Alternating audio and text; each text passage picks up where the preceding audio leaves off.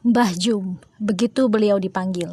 Saya bertemu dengannya pada tahun 2008 saat berlibur di Yogyakarta. Saya tidak hafal nama-nama desa di Jogja.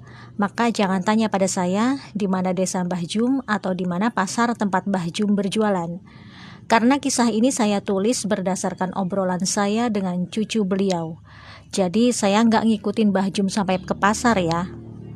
Di samping itu saya tidak memiliki dokumentasi apapun tentang beliau, termasuk gambar yang beredar di sosial media itu bukan gambar beliau. Begitu juga dengan gambar yang saya gunakan saat ini juga bukan gambar atau ilustrasi rumah beliau. Kisah ini kemudian saya tulis pada tahun 2018, artinya 10 tahun setelah kejadian ya. Saya dokumentasikan di Telegram saya pada tanggal 1 Mei 2018 dan viral pada tahun itu. Dan akhirnya kembali viral lagi pada tahun 2023 ini. Mbah Jum seorang tunanetra yang berprofesi sebagai pedagang tempe. Setiap pagi, beliau dibonceng cucunya ke pasar untuk berjualan tempe. Sesampainya di pasar, tempe segera digelar. Sambil menunggu pembeli datang, di saat pedagang lain sibuk menghitung uang dan ngerumpi dengan sesama pedagang, Mbah Jum selalu bersenandung sholawat. Cucunya meninggalkan Mbah Jum sebentar karena ia juga bekerja sebagai kuli panggul di pasar itu.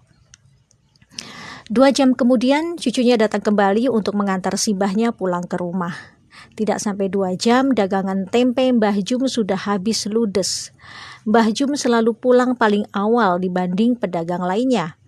Sebelum pulang, Mbah Jum selalu meminta cucunya menghitung uang hasil dagangannya dulu. Bila cucunya menyebut angka lebih dari Rp50.000, Mbah Jum selalu minta cucunya mampir ke masjid untuk memasukkan uang lebihnya itu ke kotak amal. Saat saya tanya, kenapa begitu? Karena kata Simbah, modal Simbah bikin tempe cuma 20.000, harusnya Simbah paling banyak dapatnya ya 50.000. Kalau sampai lebih berarti itu punyanya Gusti Allah, harus dikembalikan lagi.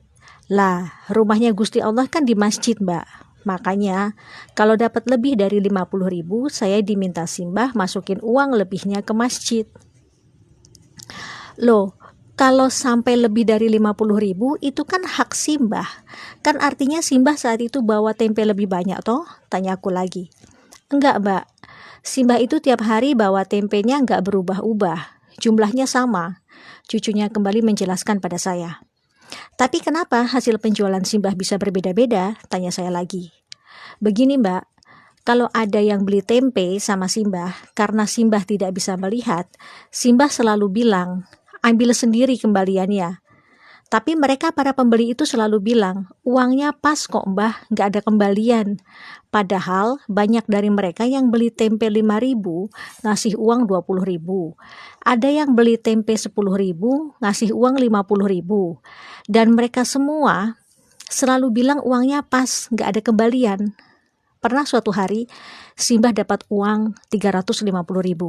Ya, 300.000-nya saya taruh di kotak amal masjid. Begitu penjelasan sang cucu. Saya melongo terdiam mendengar penjelasan itu.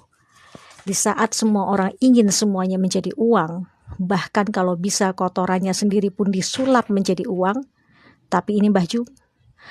Logika saya yang hidup di era kemodernan jahiliyah ini belum sampai. Sampai rumah pukul 10 pagi, beliau langsung masak untuk makan siang dan malam. Ternyata Mbah Jum juga seorang tukang pijat bayi, begitulah orang di kampung itu menyebutnya. Jadi bila ada anak-anak yang dikeluhkan demam, batuk, pilek, rewel, kejang, diare, muntah-muntah, dan lain-lain, biasanya orang tua mereka akan langsung mengantar ke rumah Mbah Jum. Bahkan bukan hanya untuk pijat bayi dan anak-anak, Mbah Jum juga bisa membantu pemulihan kesehatan bagi orang dewasa yang mengalami keseleo, memar, patah tulang, dan sejenisnya. Mbah Jum tidak pernah memberikan tarif untuk jasanya itu, padahal beliau bersedia diganggu 24 jam bila ada yang butuh pertolongannya. Bahkan bila ada yang memberikan imbalan untuk jasanya itu, ia selalu masukkan lagi 100% ke kotak amal masjid. Iya, 100%. Anda kaget? Sama, saya juga kaget. Ketika saya kembali bertanya, kenapa harus semuanya dimasukkan ke kotak amal? Mbah Jum memberi penjelasan sambil tersenyum. Kula niki sakjane mboten pinter mijet. Nek wonten sing seger waras mergo dipijet kalih kula, niku sanes kula sing damel seger waras. Niku kersane Gusti Allah. Lah dadose mbayare mboten kalih kula, tapi kalih Gusti Allah. Beliau bicara dalam bahasa Jawa yang artinya saya itu sebenarnya nggak pinter mijit. Kalau ada yang sembuh karena saya pijit, itu bukan karena saya, tapi karena Gusti Allah. Jadi bayarnya bukan sama saya, tapi sama Gusti Allah. Lagi-lagi saya terdiam, lurus menatap wajah keriputnya yang bersih. Ternyata manusia yang datang dari peradaban kapitalis akan terkaget-kaget saat dihadapkan oleh peradaban sedekah tingkat tinggi macam ini. Di mana di era kapitalis orang sekarat saja masih bisa dijadikan lahan bisnis. Jangankan bicara gratis, dengan menggunakan kartu BPJS saja sudah membuat beberapa oknum medis sinis. Mbah Jum tinggal bersama 5 orang cucunya. Sebenarnya yang cucu kandung Mbah Jum hanya satu, yaitu yang paling besar usia 20 tahun, laki-laki, yang selalu mengantar dan menemani Mbah Jum berjualan tempe di pasar. 4 orang cucunya yang lain itu adalah anak-anak yatim piatu dari tetangganya yang dulu rumahnya kebakaran. Masing-masing mereka berumur 12 tahun laki-laki, 10 tahun laki-laki, 8 tahun laki-laki, dan 7 tahun perempuan. Dikarenakan kondisinya yang tunanetra sejak lahir, membuat Mbah Jum tidak bisa membaca dan menulis. Namun ternyata ia hafal 30 juz Quran. Masya Allah. Cucunya yang paling besar ternyata guru mengaji untuk anak-anak di kampung mereka. Keempat orang cucu-cucu angkatnya ternyata semuanya sudah khatam Quran. Bahkan 2 di antaranya sudah ada yang hafal 6 juz dan 2 juz. Kula niki tiang kampung, boten saged ningali nopo-nopo ket bayi. Alhamdulillah kersane Gusti Allah, kula diparingi berkah, saged hafal Quran. Gusti Allah niku benar-benar adil kalih kula. Beliau bicara dalam bahasa Jawa yang artinya, saya ini orang kampung, tidak bisa melihat apapun dari bayi. Alhamdulillah kehendak Gusti Allah saya diberi keberkahan, bisa hafal Quran. Gusti Allah itu benar-benar adil sama saya. Itu kata-kata terakhir Mbah Jum sebelum saya pamit pulang.